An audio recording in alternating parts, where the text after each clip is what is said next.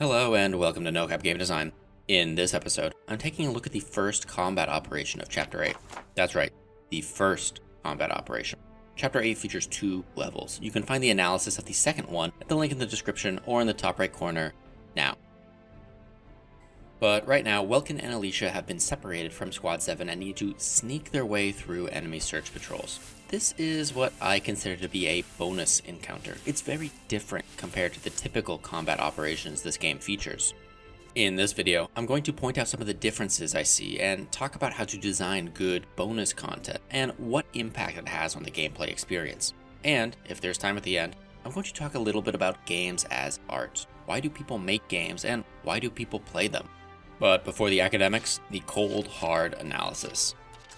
As I mentioned earlier, this level is not like the other typical Valkyria Chronicle levels. Here, there are no deployments, no strategic planning, no large-scale battle to oversee. While the level map does feature some branches along the path, they're very short and merge back in quickly. It's a linear level, an outdoor hallway. Can't beat the smell of fresh soil.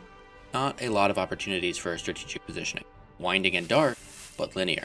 After coming out of a challenging and complicated boss fight in the previous level, presenting the player with a simple and calm encounter helps to reset and normalize things. That's a good use of bonus content, as a palate cleanser. Good design.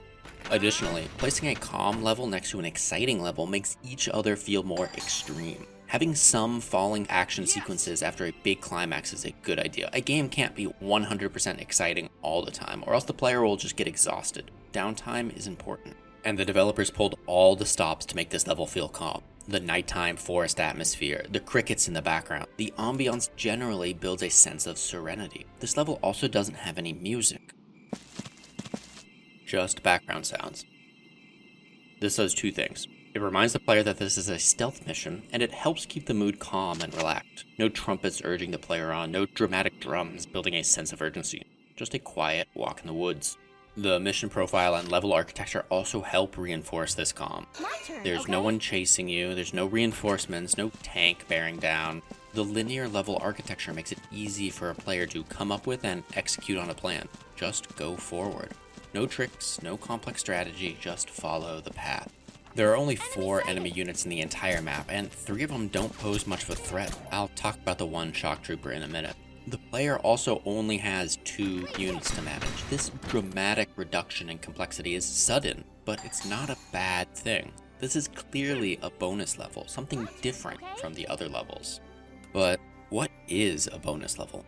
A good bonus level takes the existing mechanics, affordances, and assets and remixes them into something new. It's an appetizer or garnish on the game. A chance for the designers to show off their creativity, a proof of concept for an entirely different game. I could imagine a really fun stealth game using this engine, but this is a bonus level, not an entirely different game. The level plays for only about 15 to 20 minutes, while most of the other levels are a 45-minute to an hour-long experience. Bonus content is typically short. It's so different from the main gameplay that it's risky to force a player to do a lot of it. The player likes the game for, well, the main game, not for the creatively risky side missions. Here, in Valkyria Chronicles, the game is about grand strategy, overseeing an entire battlefield and facing off against an impressive opposing force, not sneaking through the brush and dodging spotlights. So, making bonus content short is a prudent move. Give the player a taste of something new, but not overwhelming. Also, having a short level after a marathon boss fight is a good design decision. It gives the player a chance to decompress. Good design.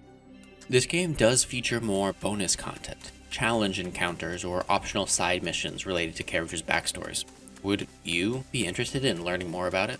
This type of content is typically rich with creative design decisions and would be fun to talk about, but it's also very difficult to generalize to all genres. On this channel, I try to give general game design advice that would apply to all games. So, would you be interested in watching analysis about more bonus content? Should I stay generic or get specific? Let me know in the comments, and even a short comment saying, "Stick to the main game please," would be very helpful for this channel, and much appreciated. Thank you. Okay, back to the current analysis. Just because the game is simple and calm doesn't mean that it's easy. Sure, it's easier than the boss fight, but it's not trivial. Actually, the first 2 times I recorded this level, I lost. To beat this level, a player has to demonstrate mastery over the game's movement mechanics. Alicia is wounded, twisted her ankle, and moves slowly. She also has a reduced movement range. Now, this in itself is not that bad, but the challenge comes from the spotlights. Timing the movement and making sure there's enough movement range to put Alicia into safety does require some planning and precision. And to increase the challenge even more, mortars are being dropped on the player. Estimating, can I make it into the grass over there without being spotted, and is that area even safe from the mortar blasts, requires some level of mastery of the movement mechanics. I will note there are some items on this map, Ponicera flowers, which can be used to boost Alicia's movement range back up, but not her speed. The challenge comes from Alicia's speed, not her range. If the designers wanted to make the level easier, this would also be able to boost her speed, but they didn't. They clearly wanted this level to be calm and simple, but still be challenging, which is good design. This is level 8. As discussed in some previous videos, easy doesn't always mean fun.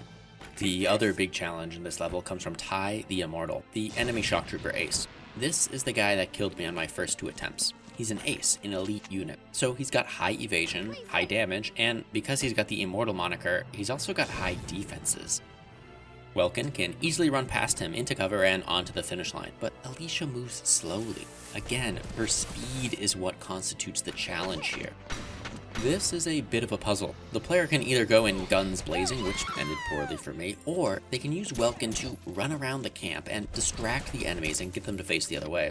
Then, the slow-moving Alicia can duck in through these back trails and onto the finish. This is bonus content. Not everything has to be solved with guns and grenades. Creative content tends to encourage creative play.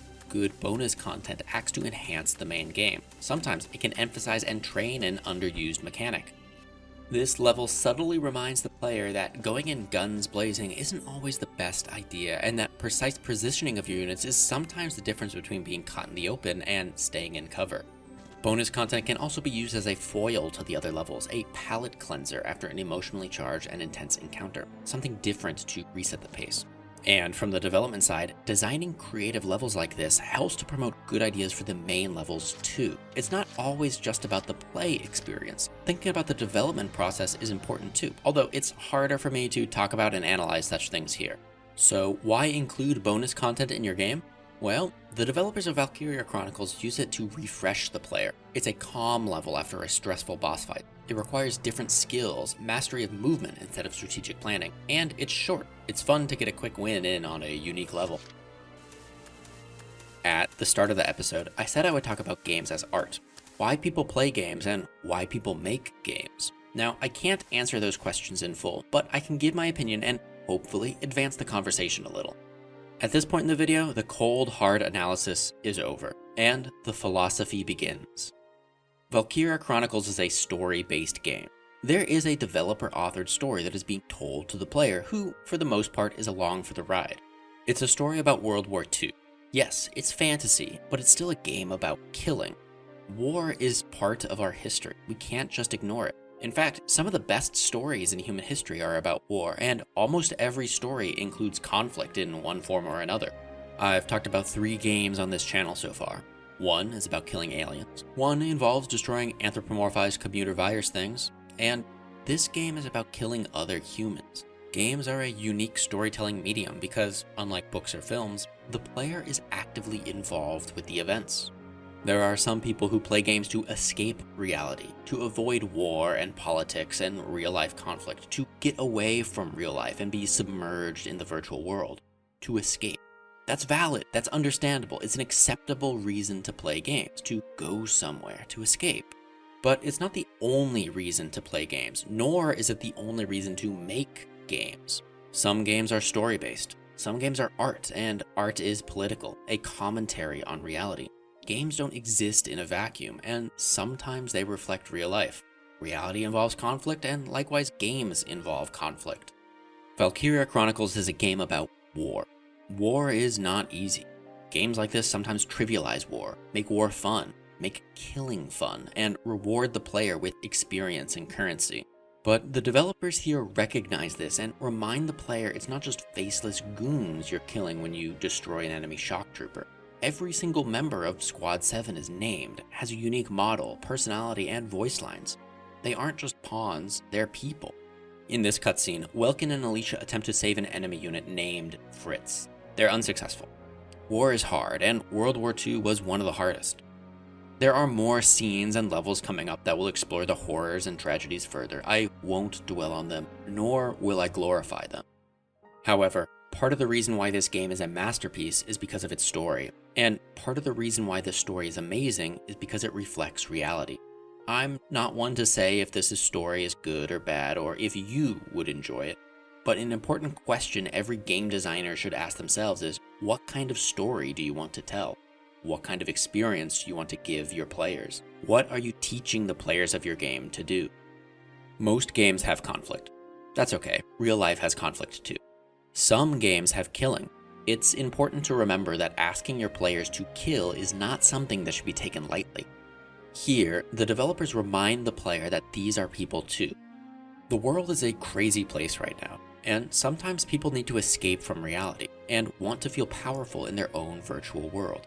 That's understandable and acceptable. As a game designer, sometimes you're making toys, and sometimes you're making art. What exactly you make is up to you, and how your players interact with the game is up to them. Thanks for watching. If you haven't already watched the other combat operation in Chapter 8, I recommend checking it out. I get back to the more, let's say, practical game design analysis. I'll see you there. For now, so long.